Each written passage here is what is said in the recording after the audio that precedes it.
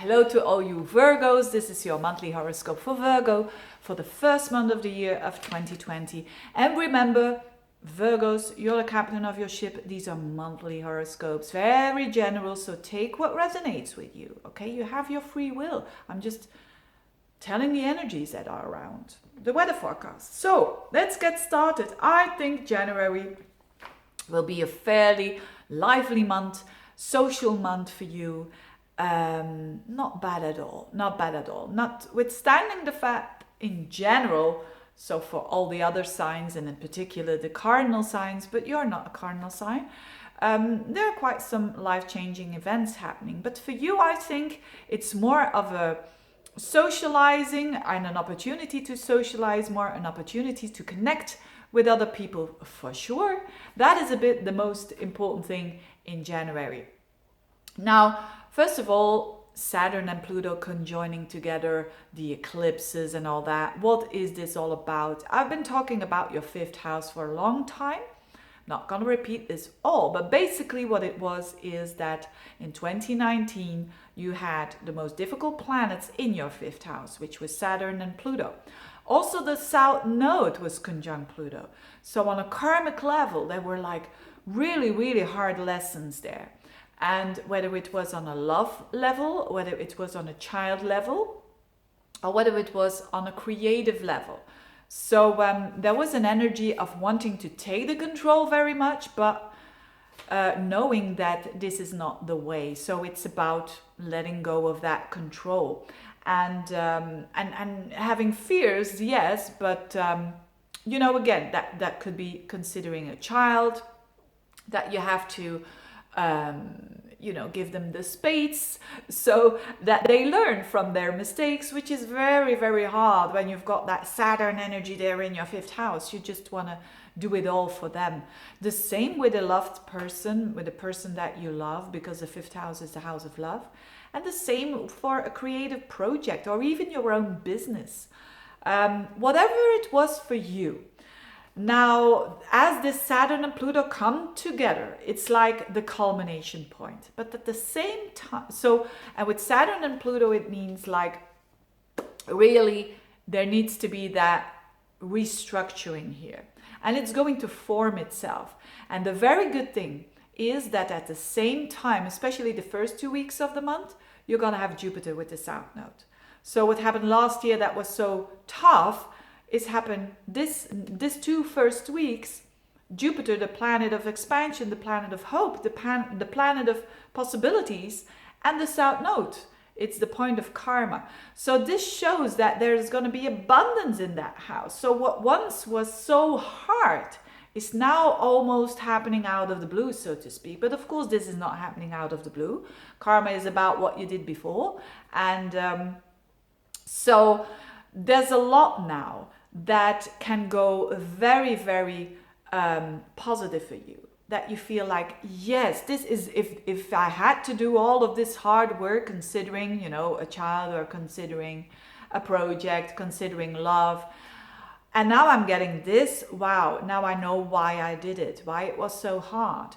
So some of you could meet, when you're single, Jupiter with the South Node can bring in someone who is very Jupiterian-like, so someone who's very positive, but it's in Capricorn, so probably also someone who's successful in what they do, someone who's very competent.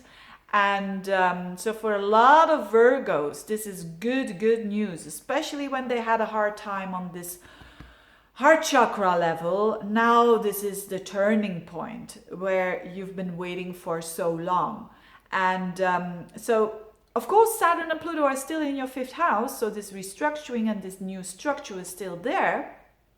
But with this Jupiter and the South Node, it's like you don't have to do any effort now. Things come to you, and be open for those new romance coming your way. Be open for your child as well, that can now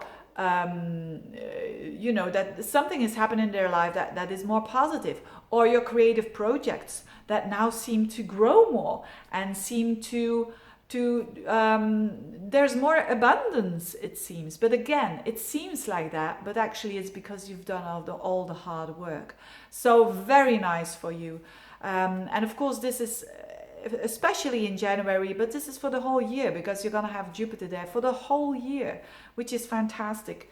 And very good news for the Virgos, because lately I've heard a lot of Virgos having really struggling with the Saturn and the Pluto in their fifth house of self-expression.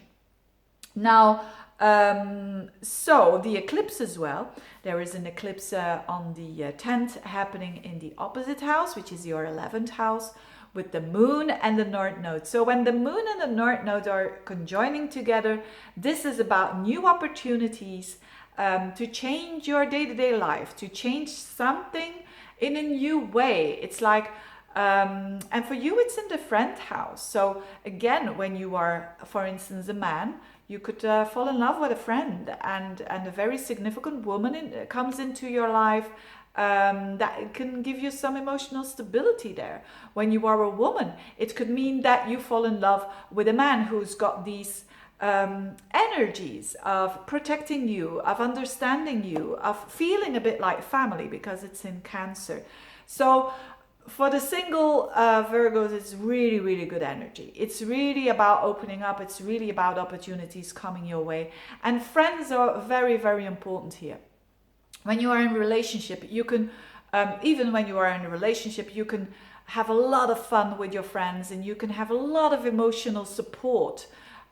Because the struggles that you've been going through in that fifth house, you've been having a lot of supportive friends, and now this only increases. And that could be one particular friend that is really catching your eye, and that now is really showing you what they're all about, and that you are very, counting your blessings there. Whether it is one friend or whether it is five or whatever, you are counting your blessings when it comes to the people that you connect with, and that are like-minded, and that they have their back and your back, and they kind of do this in a very familiar way. So this is very beautiful. Last but not least, a bit less important than what I'm saying here, is at the very end of the month, there is some very romantic energy happening for you, Virgos. So it's a lot about romance. I know it's nothing about work, and Virgos love work, don't they?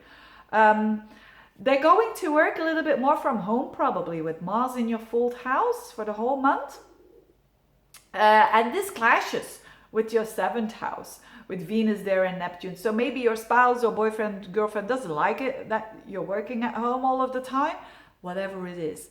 Although this is a square, and although this is a Neptunian kind of square, which means there's idealization, there is expectation going on, you can have a bit more romance there at the very end of the month and enjoy that. Venus in your seventh house with Neptune, you could really, really long and crave for this really romantic love in your life. Whether you have it or not, it's certainly a craving. And use this to be creative, and to use this to put a little bit of magic there in your life, and be open for that. But the only pitfall is that you're going to put someone too much on a pedestal. So don't do that. Because they're gonna fall one day or another. But if you don't do that, and you use this energy in a positive way, in a creative way, in being compassionate towards others, you're gonna receive lots of love there, and a lot of passion going on there at the very end of the month. So having said that, I want to thank you so much, you dear Virgos, for your attention here, and also I want to thank all of the Virgos this year who subscribed, who send me comments, who watch my videos, and who give me some good support there. It's been the last months amazing. I mean, this channel is growing, and I love it, and this gives me also energy to keep on going. And thanks again. And if you want to get in touch for a reading, just get in touch, and I wish you a very, very good month. Bye bye.